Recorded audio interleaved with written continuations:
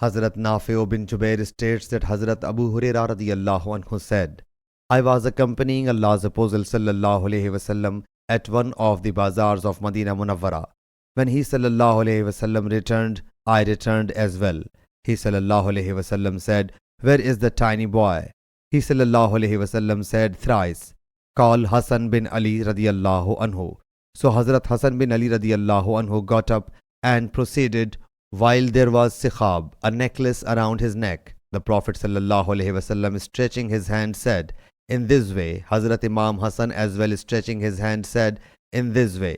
He sallallahu alaihi wasallam thus embraced him and said, O Allah Jalla Jalaluhu, I love him. So you may love him and love the one who loves him.